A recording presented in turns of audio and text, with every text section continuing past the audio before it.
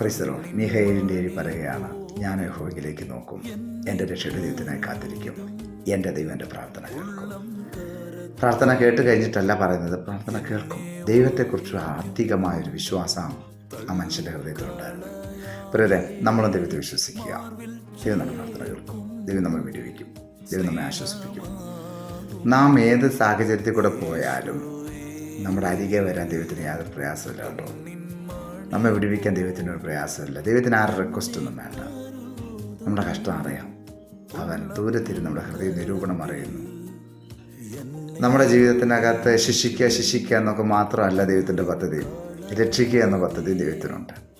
ചേർന്ന് നടക്കുന്നവരെ കർത്താവ് വിടുവിക്കും. നമ്മുടെ ഏത് പ്രതിസന്ധിയിലും കർത്താവ് ഇറങ്ങുമെന്ന് പ്രവർത്തിക്കും. കാത്തിരിക്കുക, നിൻ്റെ ദൈവത്തിനായി കാത്തിരിക്കുക. നിൻ്റെ ദൈവം തന്നെ വിടുവിക്കും, രക്ഷിക്കും കേട്ടോ. ഒരിക്കൽ പോലും തള്ളിക്കളയല്ല. മുന്നോട്ടുള്ള യാത്രയിൽ ദൈവം കൂടിയിരിക്കും. എത്രയോ കാലങ്ങളായി ഈ ദൈവം ഈ ഭൂമി ജീവിക്കുന്ന ആളുകളെ സഹായിക്കുന്നു. നമ്മുടെ ആയുസ് എത്രയുണ്ട്? ദൈവം പറഞ്ഞനുസരിച്ച് 120 വയസ്സാണ്. അതിനുള്ളിൽ പലരും മരിച്ച് ഭൂമിയിൽ നിന്ന് പോകുന്നുണ്ട്. അവരല്ലേ മനുഷ്യരല്ലേ പോകുന്നുള്ളൂ. അവരൊക്കെ ദൈവത്തെ തന്നെയല്ലേ ആശ്രയിച്ചിരുന്നത്? അതെ, അവരെല്ലാം സർവശക്തിയുള്ള ദൈവത്തെ ആശ്രയിച്ചിരുന്നു. അവർ തളർന്നൊന്നും പോയില്ല.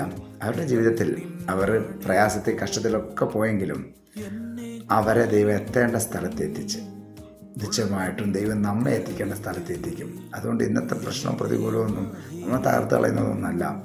ഞാനോ എൻ്റെ ദൈവത്തെങ്കിലേക്ക് നോക്കുക, രക്ഷയുടെ ദൈവത്തിനായി കാത്തിരിക്കുക. ദൈവം പ്രാർത്ഥന കേൾക്കും. മിഹ പറയുകയാണ്, പ്രാർത്ഥന കേൾക്കും. അതുകൊണ്ട് ധൈര്യമായിട്ട് പറയുന്നു, പ്രാർത്ഥന കേൾക്കും. പ്രാർത്ഥിക്കുക, മടിക്കണ്ട കേട്ടോ. പ്രാർത്ഥിക്കുക. ദൈവം നിങ്ങളുടെ പ്രാർത്ഥന കേട്ട് വിടുവിക്കും. God bless you.